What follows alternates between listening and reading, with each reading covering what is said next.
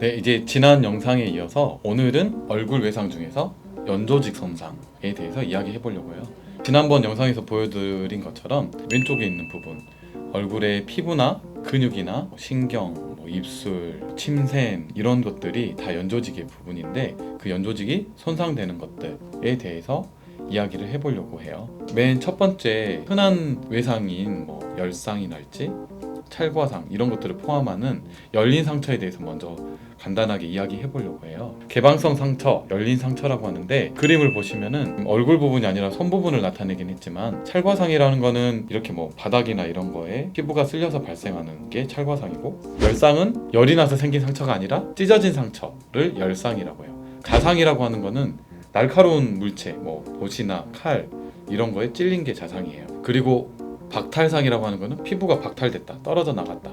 완전히 떨어질 수도 있고 아니면 덜렁덜렁한 그게 이제 박탈상이고, 절단상은 완전히 이제 절단되는 건데 일하다가 코가 이렇게 다 떨어져 나가시는 분도 있고 귀가 떨어져 나가시는 분도 있고 그래요. 이런 것들을 절단상이라고 해요. 그래서 실제로 이런 이제 상처 중에서 가장 흔한 상처만 몇 가지 사진으로 보여드릴게요. 왼쪽 아래 보면은 찰과상, 그 아래 턱 부분이 이렇게 쓸려 있는 게 보이시죠? 이게 이제 찰과상이고, 오른쪽 아래 사진은 열상인데 봉합된 사진을 보여주긴 하는데 저희 과 영역에서는 턱이나 입술 이런 주변에서도 열상이 많이 발생하고 있어요.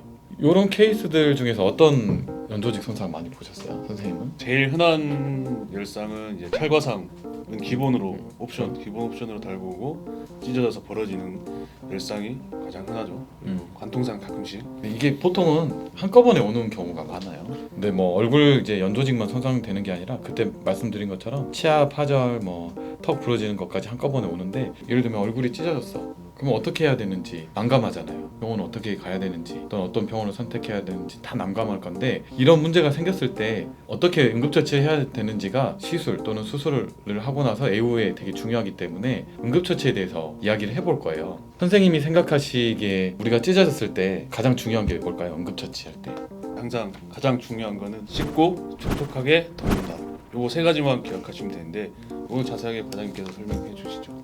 방금 말씀 되게 잘해주셨는데, 찢어지면 씻고 촉촉하게 덮는다, 요것만 기억하시면 되는데, 무슨 말이냐면 다친 부분을 식염수 같은 거를 사서 깨끗하게 세척을 하세요. 넘어지거나 그러면 돌가루나 또는 치아가 깨지면 치아가 안에 들어가 있는 경우도 있고, 찢어진 부분에 다른 이물질들 유리, 파편 이런 거 들어가는 게 있는데, 식염수를 얼른 씻어내고 식염수로 촉촉하게 적신 거즈를 그거를 환부, 다친 부위를 덮는 거예요. 씻고 촉촉하게 덮는다, 요것만 기억하시고 그렇게 해서 응급처치를 한 다음에 바로 병원으로 오시는 게 중요해요. 환자분들이 나는 주말 끝나고 병원 가야겠다 이렇게 하시는 분들도 있고, 저녁쯤에 다쳤어요. 예를 들면 저녁 6시에 이렇게 다쳤는데 난 내일 병원 가야지 이렇게 하고 놔두시는 분들이 있는데, 다친 부위가 감염이 되는 경우가 있고 며칠 지나버리면 벌어진 상태로 붙어버리는 경우가 있어요. 그럼 흉이 많이 남을 수가 있거든요. 그래서 가급적이면 씻고 촉촉하게 덮는다, 그 응급처치를 하고 바로 병원에 오시는 게 중요해요.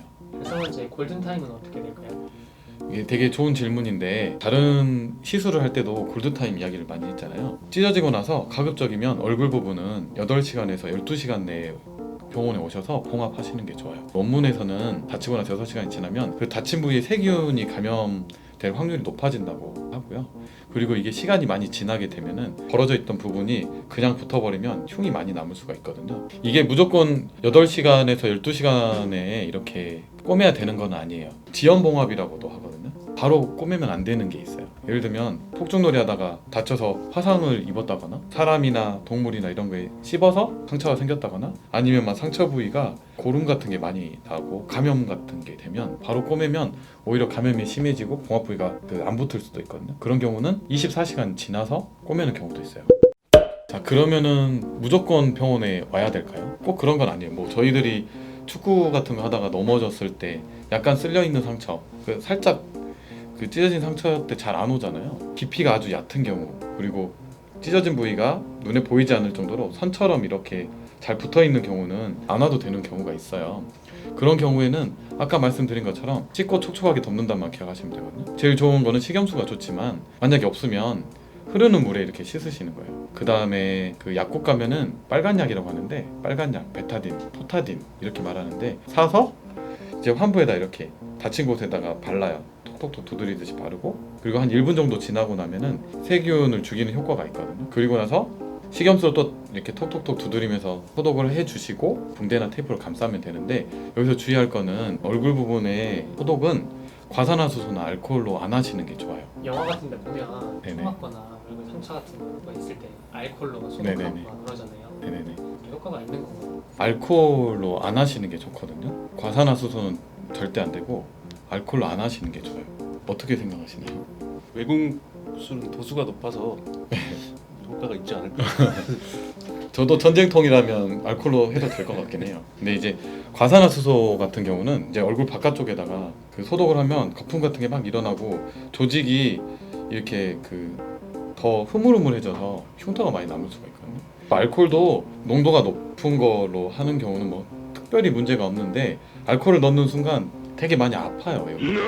좀 안 하시는 게 좋아요. 그 뭐 알코올 된다고 해가지고 어떤 분들 막 막걸리 사서 이렇게 막 뿌리고 하는데 그러시면 안 돼요. 그리고 뭐 그 할머니 할아버지들 같은 경우는 된장 발라서 드시는 분도 많아요. 실제로 더 감염이 되거든요. 그런 거 절대 하시면 안 되고, 그런 민간요법 함부로 안 하시는 게 좋아요. 그럴 경우에는 차라리 본인 판단에 의해서 소독하지 마시고 가벼운 상처라도 병원 와서 전문의 진료를 받고 소독을 받으시는 게 좋을 것 같아요.